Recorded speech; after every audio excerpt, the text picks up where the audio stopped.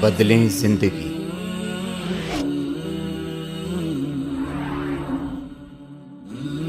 زیتون T V. جس وقت مسلمانوں نے بیت المقدس فتح کیا حضرت فاروق اعظم رضی اللہ تعالیٰ عنہ کے عہد مبارک میں، یہ مسلمانوں کی تاریخ ہے، جگمگاتی ہوئی تاریخ،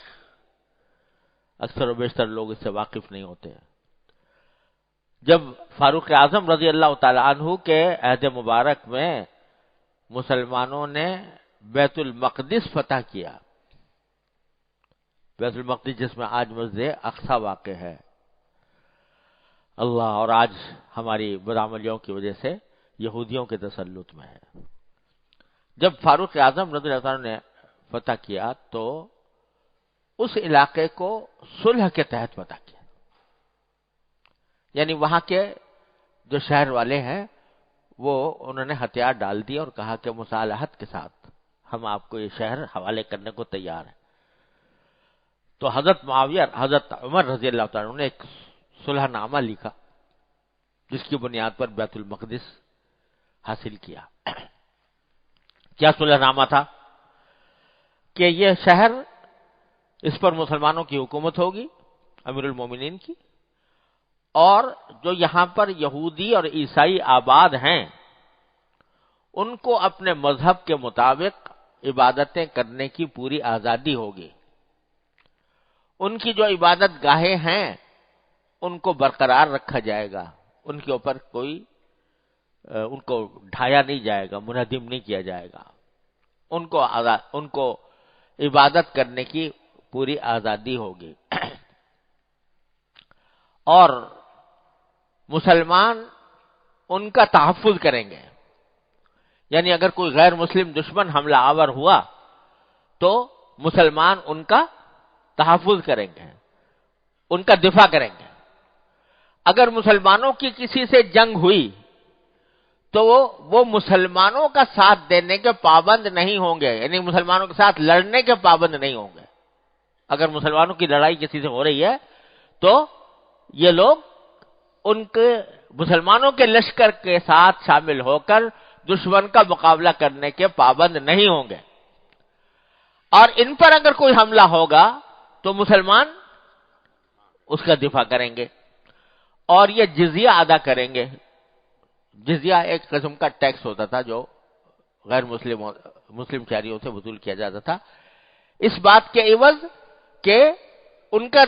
جان، مال، آبرو، اس کا تحفظ کیا جائے گا اور ان کی عبادت کے حقوق دیے جائیں گے، اور اگر کبھی ان کے اوپر کوئی دشمن حملہ آور ہوگا تو مسلمان اس کا دفاع کریں گے۔ اس بنا پر جزیے سے بیت المال کی ایک بڑی آمدنی آیا کرتی تھی۔ یہ معاہدہ طے ہو گیا، معاہدہ طے ہو گیا۔ حضرت فاروق اعظم چلے گئے، وہاں کے جو رہنے والے تھے عیسائی اور یہودی، وہ بڑے امن اور چین کے ساتھ وہاں پر رہتے رہے، بیت المقدس میں جزیہ ادا کرتے رہے۔ اور وہ جزیہ کیا تھا؟ مسلمانوں سے جتنی زکوٰۃ یا عشر وصول کیا جاتا تھا اس کا بھی بہت تھوڑا سا حصہ ان سے جزیہ کے طور پر لیا جاتا تھا، وہ بیت المال میں جمع ہوتا تھا۔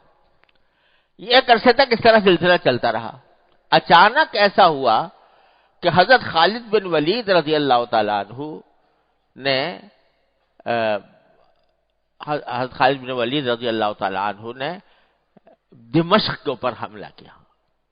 دمشق کو فتح کرنے کے لیے وہاں پر پہنچے۔ دمشق کو فتح کرنے کے لیے زیادہ بڑی فوج کی ضرورت تھی، تو انہوں نے حضرت فاروق اعظم رضی اللہ تعالیٰ عنہ کو لکھا کہ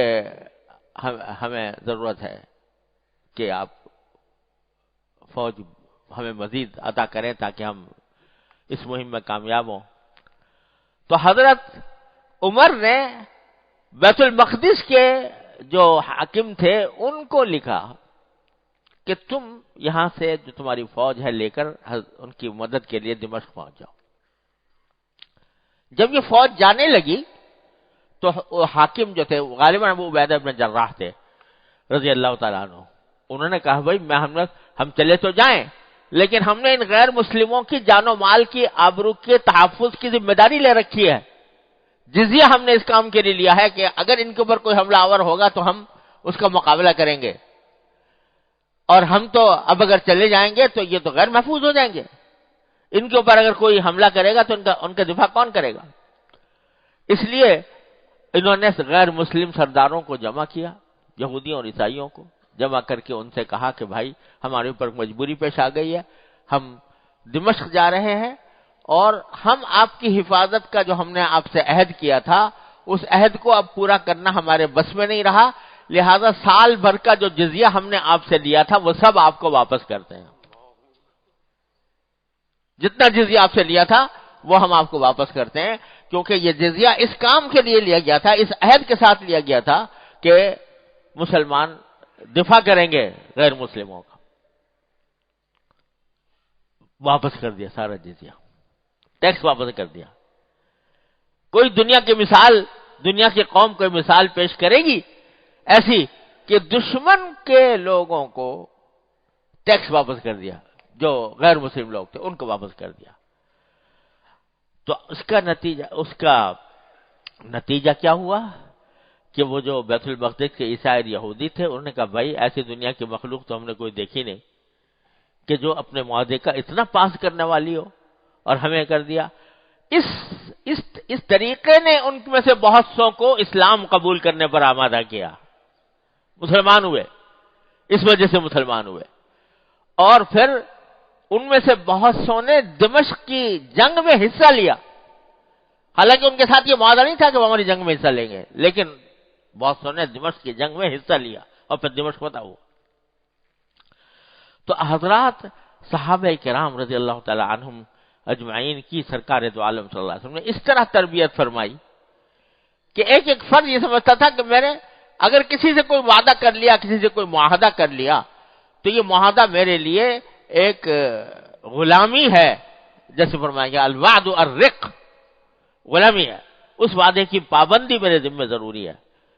وہ چاہے اس سے مجھے نقصان ہو رہا ہو یا نفع ہو رہا ہو، لیکن میں وعدہ پورا کرنے کا پابند ہوں۔ یہ مزاج بنا دیا تھا صحابہ کرام کا، اور یہی سنت ہے رسول کریم صلی اللہ علیہ وسلم۔ پھر ایک اور واقعہ حضرت ذکر فرماتے ہیں کہ حضرت عبداللہ ابن ابی الحماد بیان کرتے ہیں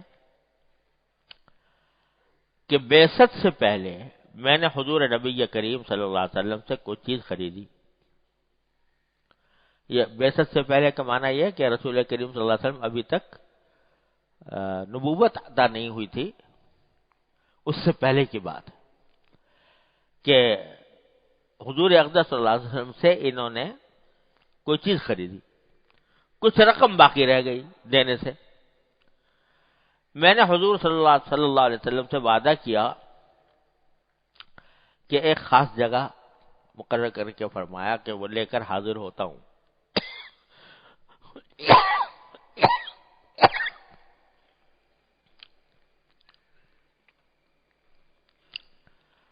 جگہ مقرر کر لی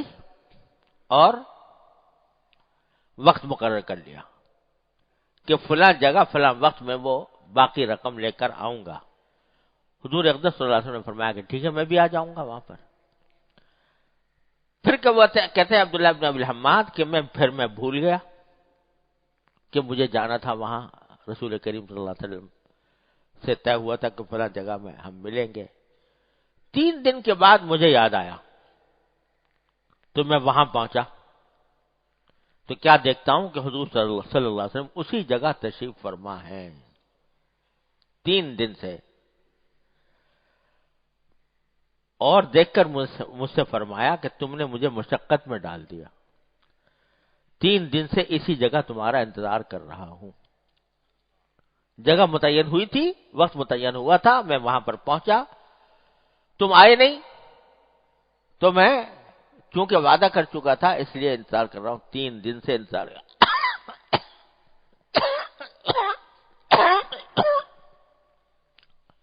3 دن سے تمہارا انتظار کر رہا ہوں۔ اور یہ واقعہ بھی رسول کریم صلی اللہ علیہ وسلم کی نبوت سے پہلے کا ہے، کیونکہ اللہ جل جلالہ جب کسی کو نبوت کا مقام عطا فرماتے ہیں تو نبوت سے پہلے بھی اس کے اندر ایسے اوصاف پیدا فرماتے ہیں جو انسانیت کے شرف انسانیت کے اعلیٰ ترین اوصاف ہوتے ہیں وہ پیدا فرمائے جاتے ہیں.